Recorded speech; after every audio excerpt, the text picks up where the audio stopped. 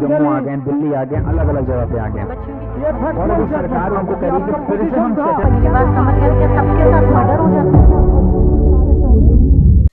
Durham versus United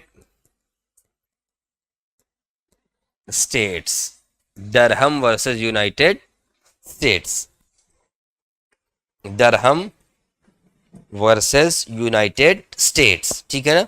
तो Durham versus United state जो है वो 1 जुलाई 1954 का है। कब का है? 1 जुलाई 1954 का है लगभग लगभग केस, ठीक है ना। डरहम एक प्रकार का जो है, Durham was charged for the house breaking, ठीक है ना। डरहम की एक long history of the imprisonment थी, जेल में भी रहा, हॉस्पिटलाइजेशन भी हुआ उसका, और जब वो केवल 17 ईयर का था इन द ईयर 1945 वो नेवी से डिस्चार्ज किया गया because he failed in the psychiatric examination. तो हिस्ट्री तो मिल गई इसकी, मिली कि नहीं मिली? इसकी हिस्ट्री तो हमें मिल गई, मिली कि नहीं मिली? तो प्यारे बच्चे, जो डरहम टेस्ट है इसमें एक तरीके से हमें ये जो है इसको प्रोडक्ट टेस्ट भी कहते हैं। किसको कहते हैं? प्रोडक्ट टेस्ट भी इसी को कहते हैं, ठीक है। और रुको, अगर और डीप में बहुत डीप क्वेश्चन आएगा तो इसी को कॉज इफेक्ट टेस्ट भी कहते हैं। किसको? इसी को क्या कहते हैं? कॉज इफेक्ट टेस्ट भी इसी को कहते हैं। क्या कहते हैं? कॉज इफेक्ट टेस्ट, ठीक है। ये किस केस में आया? डरहम वर्सेस यूनाइटेड स्टेट में। सर क्या है? तो Durham test sometimes referred as product test, sometimes referred as cause effect test, ठीक है ना। ये टेस्ट क्या कहता है? 2 लाइन में लिखो। Durham rule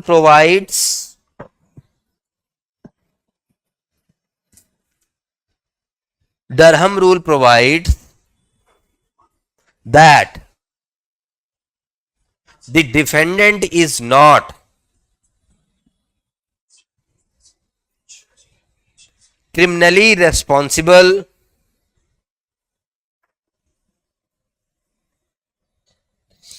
if his unlawful act is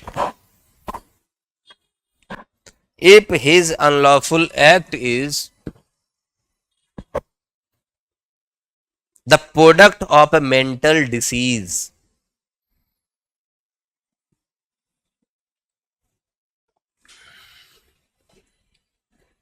mental disease, full stop, आगे लिखो। Durham product test means the simple fact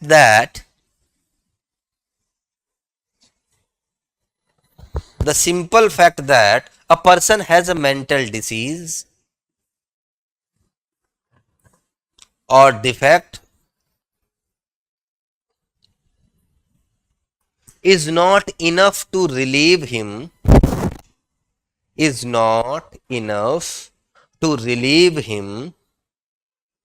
of responsibility for a crime. ठीक है ना। Relieve him from the responsibility of crime, ठीक है ना। आगे लिखो। देयर मस्ट बी, इसीलिए मैंने बोला कॉज इफेक्ट टेस्ट। क्या बोला मैंने? इसी को कॉज इफेक्ट टेस्ट भी कहते हैं। There must be relationship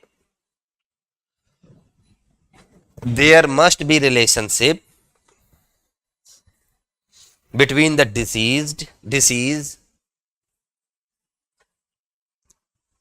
and criminal act. There must be relation between disease and the criminal act. आगे लिखो। such that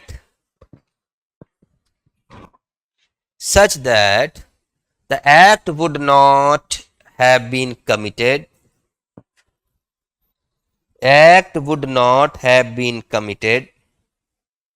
if the person had not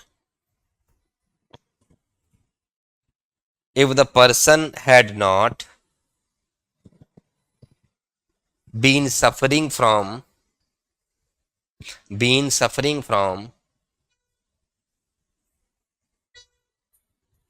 the disease. मतलब समझे, कॉज इफेक्ट रिलेशन होना चाहिए कि ये काम तुम इसीलिए किए हो क्योंकि तुम पगला हो, तुम्हारे पागलपन में और इस काम में रिलेशन होना चाहिए।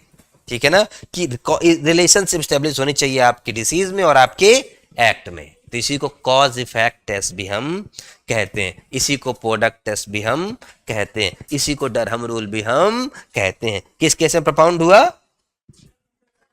Durham versus United States. It was decided in which year? It was decided in the year 1st July 1954 को ये verdict आया।